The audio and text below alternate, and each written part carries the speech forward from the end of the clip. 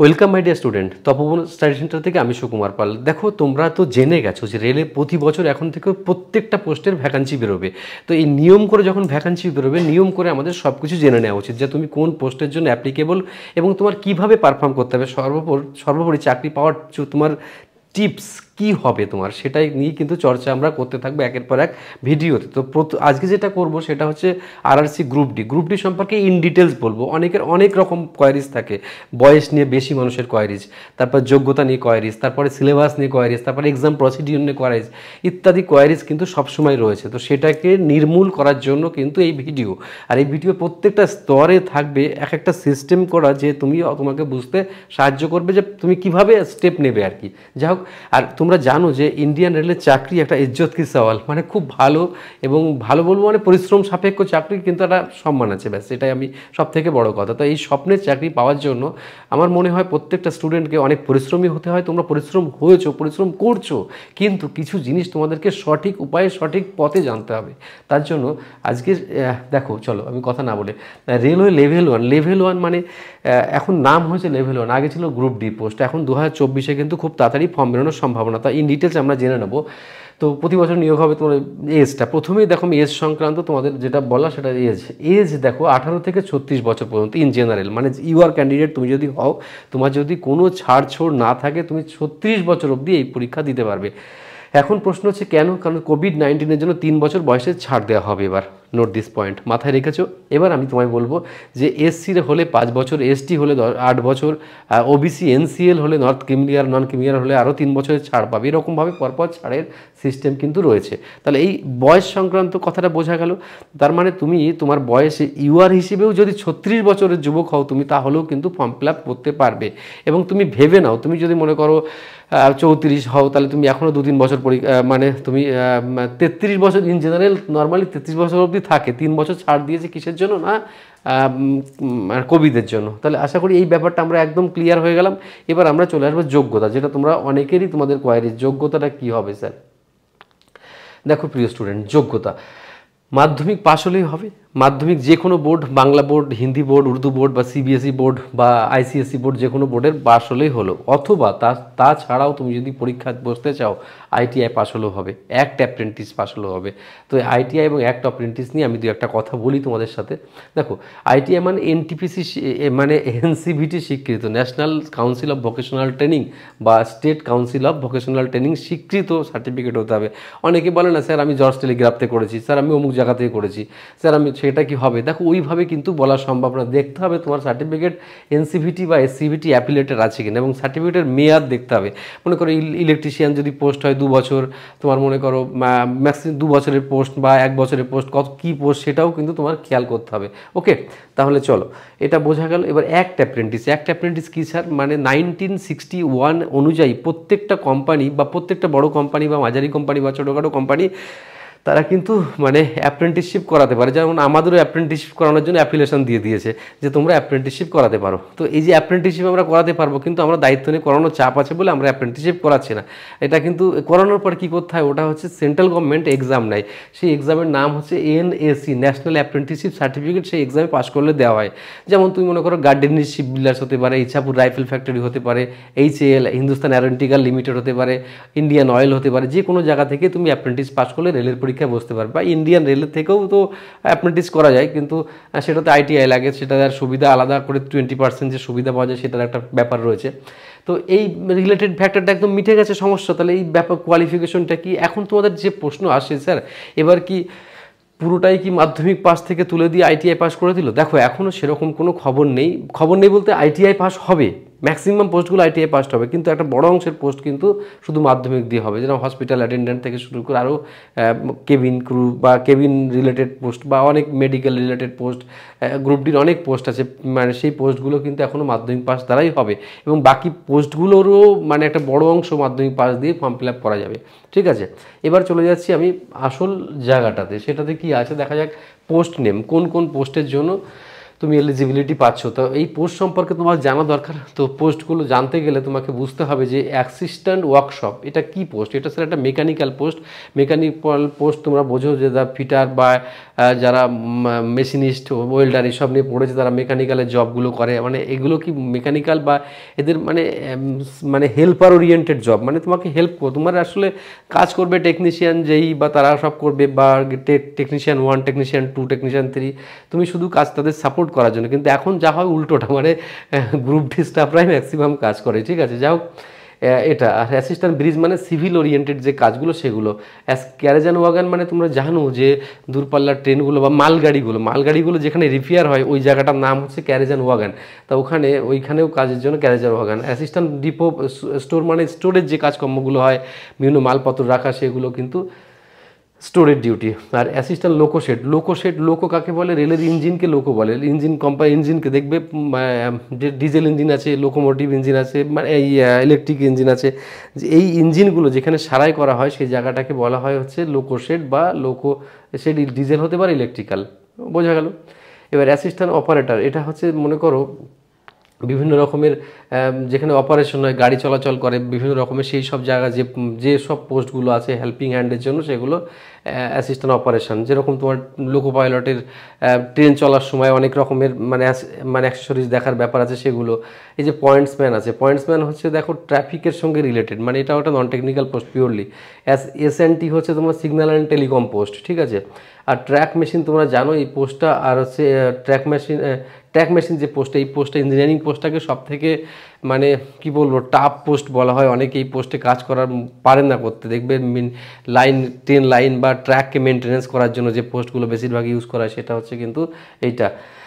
R train light and AC, এটা পরেরটা 14-11 নম্বরটা, এটা দেখবে এসি কোচ যেগুলো সেগুলোকে মেনটেনেন্স করার জন্য, তাদের হেল্পিং হ্যান্ড হিসেবে কাজ করার জন্য ইত্যাদি ইত্যাদি। বা ওয়ার্কশপে এই পোস্টটা আছে। টিআরডি মানে ট্র্যাকশন রোলিং ডিপার্টমেন্ট, যেটা হচ্ছে তোমার দেখবে ওভারহেড লাইনগুলো যারা মেনটেনেন্স করে। টিআরডি দুটো লাইন আছে, একটা হচ্ছে যে টিআরডি ওএইচই আর পিএসআই মানে পাওয়ার সাপ্লাই ইনস্টলেশন, আর ওএসি মানে ওভারহেড ইকুইপমেন্ট, যে সবগুলো ওভারহেড লাইনের কাজবাজগুলো হয় সেগুলো। অ্যাসিস্ট্যান্ট ওয়ার্কসও এটাও কিন্তু সেই মানে টাফ কাজ বেশ অনেকটাই, ঠিক আছে। অ্যাসিস্ট্যান্ট ওয়ার্কশপ ইঞ্জিনিয়ারিং, তারপর দেখো হসপিটাল অ্যাটেন্ডেন্ট, তারপর ট্র্যাক মেনটেন্যান্স গ্রেড 4, এটাও কিন্তু খুব টাফ জব এগুলো। ওকে, তাহলে মোটামুটি একটা আইডিয়া করে দিলাম। আর বাকি এগুলো মেডিকেল নিয়ে তোমরা যদি চাও কমেন্ট করো যে মেডিকেল নিয়ে আলাদা করে টোটালি একটা ভিডিও আমি বানিয়ে দেবো, কোন পোস্টের কী ক্যাটাগরি কী রকম কী সব কিছু নিয়ে। আমি চলে যাচ্ছি পরের স্টেজে, এক্সাম প্রসিডিওর বা আরও অনেক কিছু আমার বলার আছে সেগুলো নিয়ে। দেখো, এটা হচ্ছে RRC group D exam pattern বা সিলেবাস নিয়ে আমি কথা বলবো। তার আগে একটা জিনিস জেনে নিই যে কীভাবে প্যাটার্নটাকে কাজে লাগানো হয়। দেখো, এক্সাম প্রসিডিওরটা কীরকম, এই রিক্রুটমেন্ট প্রসিডিওর আমি পড়ে শোনাচ্ছি। Only single online application has be submitted to the candidate to RRC, মানে একটাই এক্সাম হবে, এবং সেটা এক্সাম যেটা হবে সেটা হচ্ছে অফিসিয়ালি তোমার ডেট জানিয়ে দেয় তারা। আর কম্পিউটার বেসড টেস্ট হবে, তারপর ফিজিক্যাল এফিসিয়েন্সি টেস্ট হবে, তারপরে ফিজিক্যাল এফিসিয়েন্সি টেস্টের পরে কি হবে বলো তো, সেটা হবে হচ্ছে মেডিকেল ভেরিফিকেশন। এই ভেরিফিকেশন হবে ডকুমেন্ট ভেরিফিকেশন, মানে তুমি যা যা জমা দিচ্ছ, যেভাবে ফর্ম ফিল আপ করছো সেভাবে। আর মেডিকেল এক্সাম নেওয়া হবে লাস্টে, ঠিক আছে। আর date time for all activity namely CBT PET, মানে এগুলোর নাম বলো। সিবিটি মানে কম্পিউটার বেসড টেস্ট, পিইটি মানে physical efficiency test, DB document verification, আর মেডিকেল টেস্ট, এগুলো হবে, ঠিক আছে। হওয়ার পরে তোমাকে প্রভিশনালি অ্যাপয়েন্টমেন্ট দেবে, তারপর তোমার তো জিঙ্গাল আল্লাহ চাকরি একটা হয়ে গেল আর কি, ঠিক আছে। চলো, এভাবেই হবে। তার আগে আমরা এবার জেনে নেবো আরও ইম্পর্টেন্ট জায়গাটা, যেটা হচ্ছে কম্পিউটার বেসড টেস্ট। কী হবে, পরীক্ষার সিলেবাসটা কী থাকবে। প্রিয় স্টুডেন্ট, সিলেবাসটা নিয়ে যদি কথা বলি, এখন এই সিলেবাস এখন প্রত্যেকটা পরীক্ষায় প্রায় কাছাকাছি হয়ে গেছে। তার জন্য সিলেবাস যদি কোনো মানে বেসিক টু অ্যাডভান্স টাইপের ব্যাচ তুমি যদি ভালো করে পারফর্ম করো, কোনো চাকরি তোমার কাছে বাধা হবে না। তার কারণ হচ্ছে যে তোমার সেই বেসিক জিনিসগুলো ম্যাথস, রিজনিং, সায়েন্স, জিকে, এইসব, কোনো পরীক্ষায় সায়েন্স বেশি, কোনো পরীক্ষায় সায়েন্স কম, এসবগুলো মাথায় রাখো। তো গ্রুপ ডির পরীক্ষায় কিন্তু সায়েন্সের রমরমা বাজার, কিছুটা টেকনিক্যাল জায়গাটাকে ফলো করে। যেরকম ইলেকট্রিশিয়ান বা ফিটার নিয়ে যারা পাস করেছো তারা যেসব জায়গাগুলো কভার করেছো সেগুলোও কিন্তু এখানে ইনডাইরেক্টলি ইনপুট করে। আর এর জন্য অনেক ছেলে মেয়ে কিন্তু চাকরি পায় না। তারা ভাবে যে মানে নন টেকনিক্যাল হলেই সবাই পেয়ে যাবে, তা কিন্তু নয়। কিছু কোশ্চেন এমনভাবে ইনডাইরেক্টলি ঘোরানো থাকে যেগুলো টেকনিক্যাল ওরিয়েন্টেড, যেগুলো কোনো একটা ভালো গাইডলাইনের আওতায় না গেলে কিন্তু চাকরি পাওয়া খুব চাপ আছে। অনেকে ভাবো যে গ্রুপ ডি চাকরি পাওয়া অনেক সহজ, কিন্তু আমি বলবো না, গ্রুপ ডি চাকরি পাওয়াটাও অনেক টাফ। এটা একটা হ্যান্ডসাম চাকরি, ঠিক আছে। চলো, হ্যান্ডসাম চাকরি বলতে ইন দ্য সেন্স যারা মানে ডিফেন্সে যেতে চাও না, যারা অন্য জায়গায় যাও, তাদের ক্ষেত্রে এই চাকরিটা একটা লোভনীয় চাকরি। এখান থেকে প্রমোশনের ভালো সুযোগ আছে, অনেক উপর অবধি যাওয়া যায় প্রমোশনে, ঠিক আছে। তো সিলেবাসটা কী আছে দেখো, 90 মিনিটের এক্সাম হবে, আর 1/3 নেগেটিভ মার্কস হবে। প্রতি 3টে ভুল করার জন্য 1 নম্বর কেটে নেবে, ঠিক আছে। আর দেখো জেনারেল সায়েন্সের উপরে 25 নম্বর, ভাবা যায় জেনারেল সায়েন্সে 25 নম্বর, আর তার সাথে সাথে দেখো জেনারেল অ্যাওয়ারনেস আর কারেন্ট অ্যাফেয়ার্স হচ্ছে 20 নম্বর থাকার সম্ভাবনা থাকে, মানে 45 নম্বর শুধু জিকের উপরেই বলা যায়। আর 25 ম্যাথ থাকবে আর 30 থাকবে জেনারেল নলেজ, আর টোটাল হচ্ছে 100টা কোশ্চেন, 90 মিনিট, 1.5 ঘন্টা, 1/3 নেগেটিভ মার্কস থাকবে, ঠিক আছে। আর ডিসেবল ক্যান্ডিডেটদের জন্য বা ফিজিক্যালি চ্যালেঞ্জ ক্যান্ডিডেটদের জন্য 120 মিনিট থাকে তাদের, মানে 120 মিনিট থাকে, 2 ঘন্টা থাকে, ঠিক আছে। দেখো নেগেটিভ মার্কের কথা কিন্তু বলা হয়েছে, খেয়াল করে দেখেছো, 1/3 নেগেটিভ মার্ক যেটা বললাম। এবার কথা হচ্ছে প্রিয় স্টুডেন্ট, পাস করার জন্য কত মার্কস তুলতেই হবে। দেখো পাস করার জন্য 40% মার্কস তোমাকে পেতেই হবে জেনারেলদের জন্য, 40%, ঠিক আছে। আর এসসি বা ওবিসি এনসিএল যদি হও সেক্ষেত্রে 30% মার্কস তোমাকে পেতেই হবে। দেখো সব লেখা আছে, মানে এটা পেলেই পাস হবে তা না। এসসি 30% বা এনসিএল মানে নন ক্রিমিলিয়ার 30%, আর ইউআর দেখো 40%, আর এসটি হচ্ছে 30%। এরা এই মার্কস পেতেই হবে, বা এটা পেলেই হবে না, কিন্তু এর থেকে বেশি পাওয়া দরকার, কিন্তু একটা মিনিমাম এটা পেতেই হবে, ঠিক আছে। তাহলে এটা এইখানে বুঝতে কারোর কোনো অসুবিধা আছে? আশা করি নেই বুঝতে অসুবিধা। তারপরে আমি চলে যাবো এবার সিলেবাস নিয়ে আমি আলোচনা করব তোমাদের সাথে। আমি কিন্তু ঝোড়ো গতিতে কথাগুলো বলছি, আমার কথা অনেকে হয়তো বুঝতে পারছে না, কিন্তু আমি তোমাদের টাইম নষ্ট যাতে না হয় সেই দিকে তাকিয়ে আমি অনেক স্পিডে কথা বলে যাচ্ছি। ওকে চলো, দেখো মানে কোশ্চেন টোশ্চেন তো বলে, সিলেবাসটা দেখো। সিলেবাসে তোমাদেরকে বলেছি যে ম্যাথের সিলেবাস নর্মালি অন্য অন্য পরীক্ষা যা হয়, যেরকম এমটিএস পরীক্ষা বা এই টাইপের পরীক্ষা, এমটিএস যেরকম অ্যাডভান্স ম্যাথ বেশি আছে, এখানে অ্যাডভান্স ম্যাথ তুলনামূলক কম আসবে, কিন্তু অ্যাডভান্স ম্যাথও করতে হবে, মানে অ্যারিথমেটিকের সাথে অ্যাডভান্স ম্যাথের পার্টটাও তোমার করা দরকার। আমি অল্প অল্প আলোচনা করছি, এরপরে যখন আমি আরও ভিডিও করব তখন দেখবে আমি দুর্দান্তভাবে সিলেবাস নিয়ে আলোচনা করবো, এবং টপিক ধরে ধরে তোমাদেরকে শর্টকাট কীভাবে করা যায় সেটাও আমি তোমাদেরকে বোঝাবো।